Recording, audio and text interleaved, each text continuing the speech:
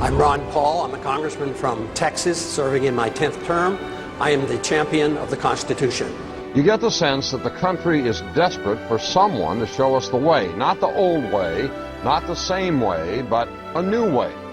Ron Paul, who raised more than $5 million in the third quarter, trailing not far behind fellow Republicans like John McCain and Fred Thompson. Ron Paul, who has a huge internet following. He's a congressman, a physician who's delivered more than 4,000 babies. Ron Paul has been married to the same woman for 50 years, which means he doesn't come to the race with a lot of the assorted baggage that some of the other candidates for the White House do. So here's the question. Should more people be listening to what Ron Paul has to say? Ron Paul! Ron Paul! Ron Paul! Ron Paul! We have allowed our nation to be overtaxed and overregulated and overrun by bureaucrats. The founders would be ashamed of us for what we're putting up with.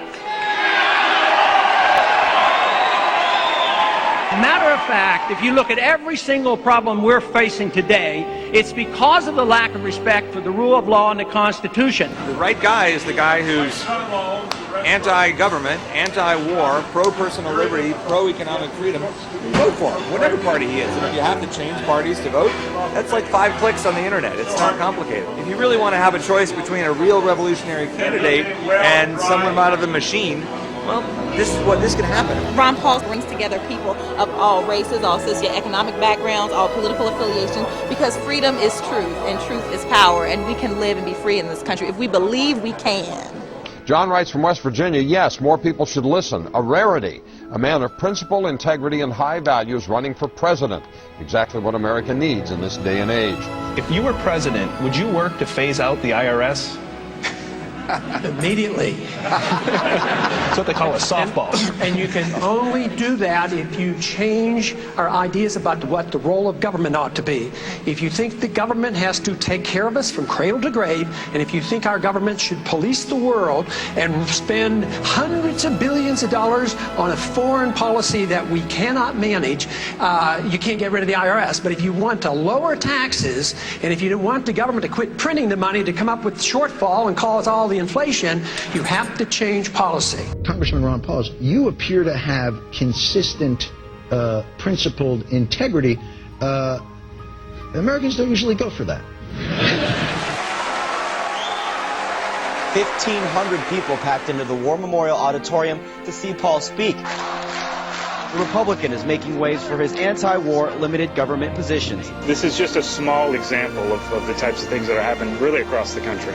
Why are you resonating with people out there? Is it because of your opposition to the war in Iraq? I think that's part of it. I think the message obviously is popular enough. They say, yes, we like the ideas of freedom, the Constitution, limited government, less taxes.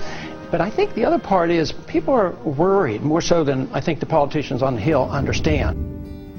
What is going on? I want to stand and listen to the answer to my question.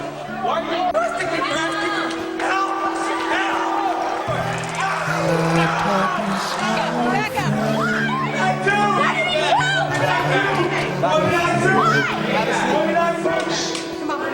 Because a vision softly creeping left its seeds while I was sleeping, and the vision that was planted in my brain still remains. Congressman Paul, I believe you are the only man on the stage who opposes the war in Iraq. Are you out of step with your party? Is your party out of step with the rest of the world? If either of those is the case, why are you seeking its nomination? Well, I think the party has lost its way because the conservative wing of the Republican Party always advocated a non-interventionist foreign policy. No nation building, no policing of the world. Republicans were elected to end the Korean War. The Republicans were elected to end the Vietnam War. There's a strong tradition of being anti-war in the Republican Party. It is the constitutional position.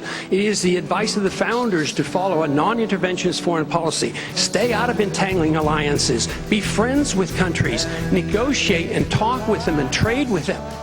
Our foreign policy has what the CIA calls blowback. It has unintended consequences.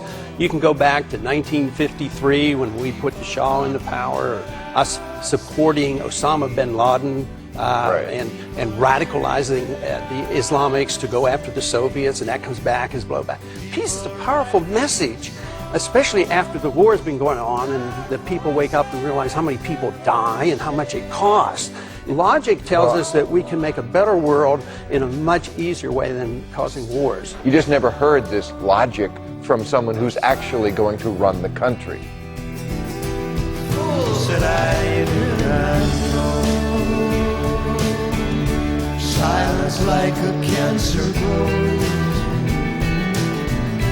Hear my words that I might teach you. Take my arms that I might reach out to you. But my words like the freedom message brings us together. It doesn't divide us. I believe that when we overdo our military aggressiveness, what it does, it actually weakens our national defense. I mean, we stood up to the Soviets. They had 40,000 nuclear weapons. Now we're fretting day in and day night about third world countries that have no army, navy, or air force, and we're getting ready to go to war. Ron Paul says to a lot of people eager to hear this message, you can be anti-war and be a conservative. In fact, he says, if you're a real small government conservative, you have to be anti-war. His message is resonating, including, interestingly enough, from soldiers. According to one study, Congressman Paul received more campaign cash from members of the military than did any other Republican presidential candidate. And finally, Steve writes from Pennsylvania, remember the line from the classic Simon and Garfunkel song, The Sound of Silence, the line that says the words of the prophets are written on the subway walls and tenement halls. When I hear Ron Paul, sometimes I wonder whether I'm not listening to a latter-day prophet with the way he speaks truth about what our nation has come to. the sign said the words of the prophets are written on the subway walls.